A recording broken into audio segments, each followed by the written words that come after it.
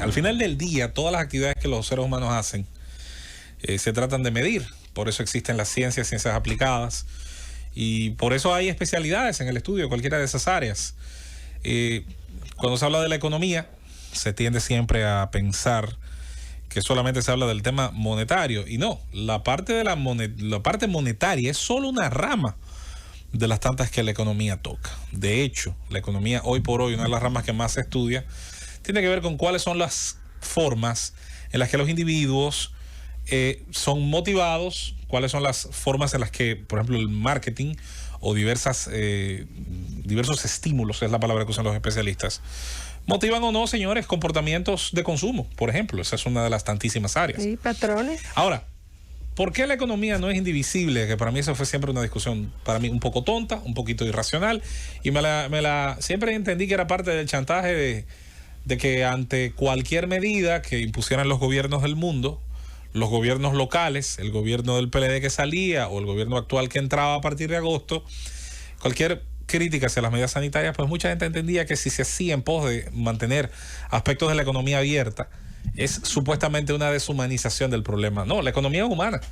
No hay estudios de economía entre animales, no hay economía de monos, no existe la economía de los cocodrilos. Incluso las hormigas, que son de las pocas especies que tienen un comportamiento que podría estudiarse desde el punto de vista de cómo manejan los recursos, no especulan, no hay forma de agregar valor. Claro. Las abejas tienen, por ejemplo, en su comportamiento, en sus colmenas, digamos, crean una sustancia, bla, bla, bla, pero no especulan, no hay un comportamiento de intercambio que puede decirse es una economía. Entonces, una decisión de ahora sí, ahora no. Entonces, la economía es humana, eso es lo primero, es humana, solamente ocurre entre humanos. Y aun cuando ocurre, hay muchísimos elementos que están fuera del alcance de los humanos, que tienen intervención en ella. Sin el elemento humano no existieran. Vamos a poner, por ejemplo, el relato, Susana, el relato bíblico. ¿Era Adán el hombre más pobre el más pobre o el más rico? Depende de cómo usted lo vea. Si era dueño de todos los recursos minerales, por ejemplo, que había en el planeta, usted dirá que era el más rico. Ahora, ¿qué capacidad tenía él de convertirlos en riqueza?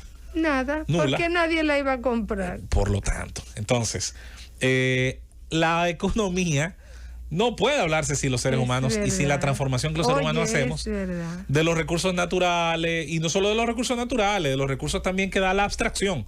¿Por qué la abstracción? Lo abstracto. ¿Cuánto vale un cuadro de Rothko? Hasta $80 millones.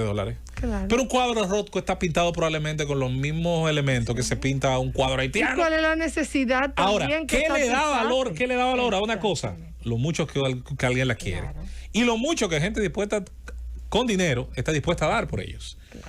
Entonces, al final es un comportamiento humano. Lo que estudiamos es un comportamiento humano, no es otra cosa. Entonces, es bueno que la gente entienda eso cuando se habla de que no podemos condenar en nombre ni de la salud, ni de la fe, ni de la patria, ni de un montón de cosas, todos los aspectos que están relacionados a la economía, porque al final se queda uno sin una cosa ni la otra. Claro. Por eso es importantísimo que desde el inicio se hubiese tenido una idea equilibrada.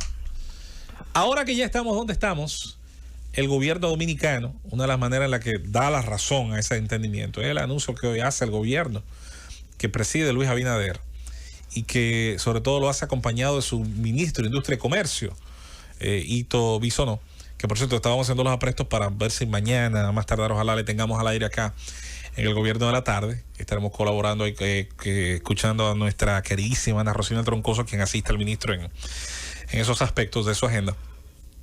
¿Hablar de qué, señores? De la reactivación de las MIPYMES. La reactivación de las medianas y pequeñas empresas es clave. Es la parte del tejido productivo más dañada. Es la parte del tejido productivo más afectada por cierres, por disminución de flujo de caja. Es la que más empleados ha tenido que despedir. Es la que más se ve afectada también, no olviden, por su participación en el campo de la economía sin la formalización. Son las MIPYMES las que están cerca de la línea de flotación de la economía. Es decir, no tienen tanto la economía tienen reserva. En tanto la economía tiende a hundirse, ¿quién es que primero se ahoga? Claro. Las empresas medianas y pequeñas, las micros, si usted quiere también incluirlas ahí. En memoria del fenecido amigo David Toribio, qué pena que hoy no esté con nosotros. Sería muy importante escucharle hablar. Nos llamaba siempre que teníamos estas discusiones, hasta poco tiempo antes de su muerte. nos llamaba para hablarnos de precisamente, nos daba cifras, nos hablaba la avalancha, señores, de MIPYMES que estaban cerrando y que tenían la situación de tener que o seguir pagando un local comercial al que entonces no le podían dar uso, acumulando una deuda que se sumaba a las deudas con las que las empresas generalmente se mantienen. Todas las empresas, hasta las más grandes del mundo, manejan una deuda, porque financian gran parte de su crecimiento, gran parte de su aprovisionamiento, sobre todo de tecnología, y a veces el que opera un colmado casi siempre va a deber el freezer, por ejemplo, o debe una parte de la maquinaria con la que trabaja, y esa, siendo financiada, entonces él puede cubrir ese costo a largo plazo, aunque eso tenga un precio alto en forma de intereses. Señores, quítele a esa persona meses sin poder tener 2 días. Un flujo de caja normal. Que hay pymes que en 3 días que no puedan funcionar se van a porque tienen un margen muy bajo de esa flexibilidad, esa resiliencia que sí tiene la empresa grande, que puede durante 6-5 meses resistir. Aguantar, aguantar y encontrar la forma, porque más que nada lo que hace la empresa grande es modificar. La empresa grande lo que hace es modificar horarios de producción, y lo que hace es modificar. Saca gente. Exacto, te disminuye costos de alguna manera. Reducir producción. Pero en el caso de las MIPYMES no tienen esa flexibilidad. Quienes mantienen, señores, el tejido productivo en su inmensa mayoría, en casi todos los países del mundo. La excepcionalidad tiene que ser algún país de economía centralizada, no lo sé, a lo mejor Corea del Norte.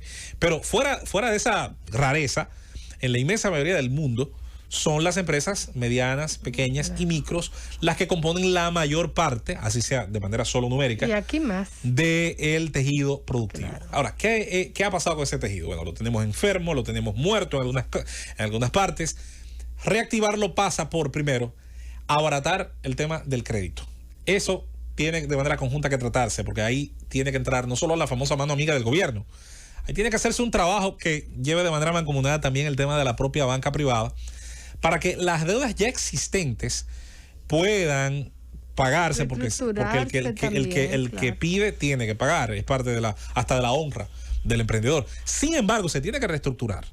Se tiene que reestructurar no solo el pago a la banca privada o pública, se tiene que también reestructurar el tema de las obligaciones impositivas. Y eso, señores, en un momento en el que se habla mucho de pacto fiscal y una reforma fiscal que puede ir en 2 vías, todo el mundo lo sabe. Puede ir en la vía en la cual trate de sacarle más lana a la oveja que ya está bastante esquilmada, o puede ir en el camino de generar incentivos para que esa lana no deje de crecer y mañana tenga incluso más material para esquilmar. Siempre hemos dicho que, y eso es algo que no les gusta, sobre todo a ciertas escuelas económicas, es mucho mejor fiscalizar el 10, el 13% de mucho que fiscalizar el 20% de nada, o el 30, o el 40, o el 50. La curva de Laffer hay gente que no le gusta, pero esa es una realidad. Pero es así. Funciona. Y la mejor manera de demostrar que funciona es ver los sistemas impositivos del mundo. Hay un país pequeñito. Hasta en los ricos. Pero claro. Hay un país pequeñito en Europa del Este, Susana, y se lo voy a dejar como tarea a los que gustan de leer y a los que gustan, ¿por qué no de dudar? Porque dudar es un privilegio de la libertad. Los que pueden expresar dudas de las cosas que aquí decimos, lo cual a mí me parece genial y es parte de la democracia. Hay un país del mundo muy pequeño que se llama Estonia, que es de los países que a la caída del muro y a la caída de la Unión Soviética y de la comunidad de ¿cómo se llamaba? La comunidad de países independientes, Estado independiente, que le siguió, pues tuvo que tomar un camino. Era un país muy pequeñito, era un país con un peso industrial muy, muy escaso, y decidió tomar una dirección en la que mientras todo el mundo decidía qué hacía ante simplemente la estampida hacia una nueva realidad, ese país decidió tomar un camino en materia económica. Y ese camino era hacerse atractivo a las inversiones, a los capitales, y hacer un modelo fiscalizador inteligente y que pudiera, al tiempo que encontraba los recursos para las políticas públicas que siempre son necesarias, e incluso en el caso más mínimo que el Estado tenga, va a haber una política de seguridad, tiene que haber una política de infraestructura, tiene que haber una política de educación, tiene, aunque sea mínimamente, que haber una política de salud.